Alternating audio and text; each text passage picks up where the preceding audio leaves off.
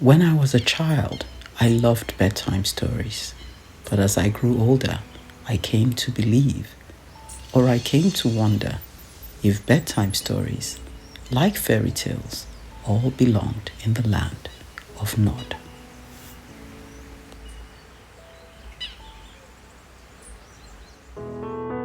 I'm going to be reading to you the book by Patrice Lawrence. Our story starts in Africa. She loves feeling the warm Caribbean sun on her face and drinking fresh coconut water. I'm going to tell you a secret. Paloma loves secrets. You, me, and your cousins are from the oldest family in Africa, with a comb like this after chasing invaders.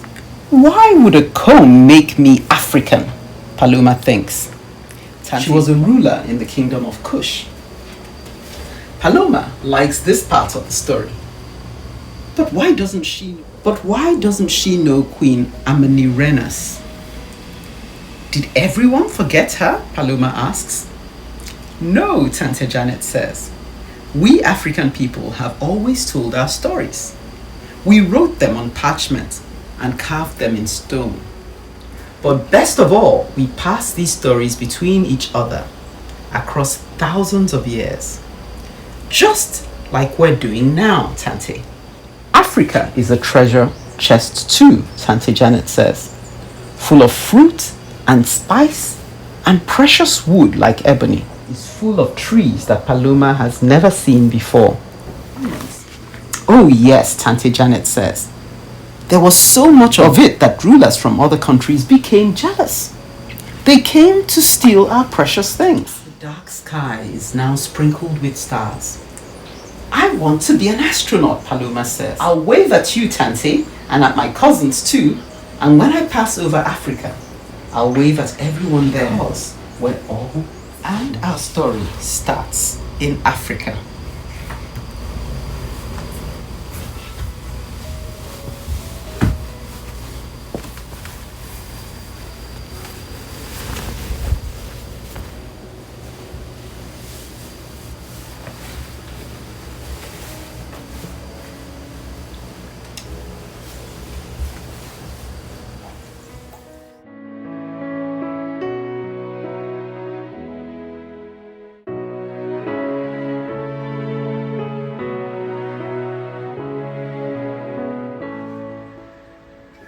But we can't help dreaming of a happy ever after, can we?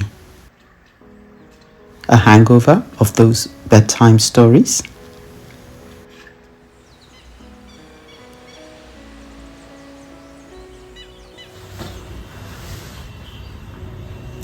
Who believes in fairy tales anyway? Well, I kind of do. I think it serves a purpose. What purpose? Other than to raise our hopes and dash them again. I mean, Snow White, Beauty and the Beast, even Santa Claus. Which of these has stood the test of time?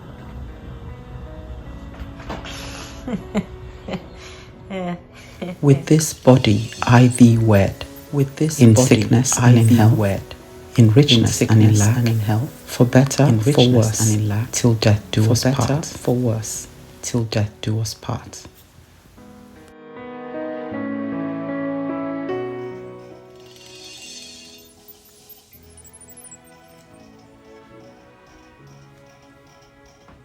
Funny how, like dirty dishes in a sink, the weight of life soon piles up, and what began like an adventure soon starts to feel like a drudgery.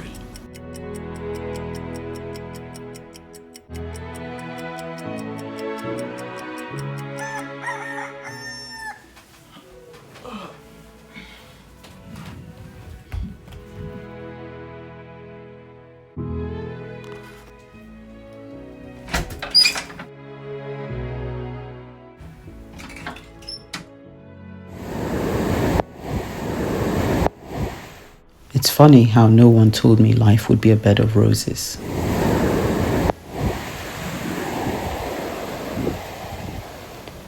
And yet somehow I had that expectation. I expected a happy ever after. What do I do when my footsteps feel heavy? How do I keep hope alive?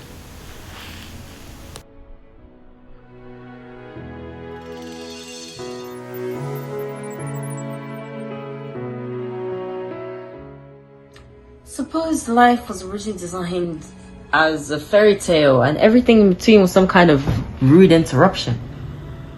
Yeah, suppose so. What are you getting at? Wouldn't it be right for us to believe in a happily ever after and even fight for it? Speak for yourself.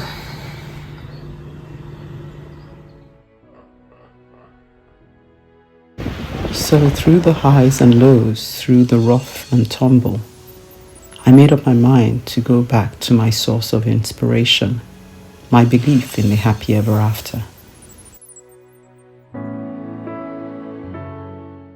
And I decided that I would make a go of it.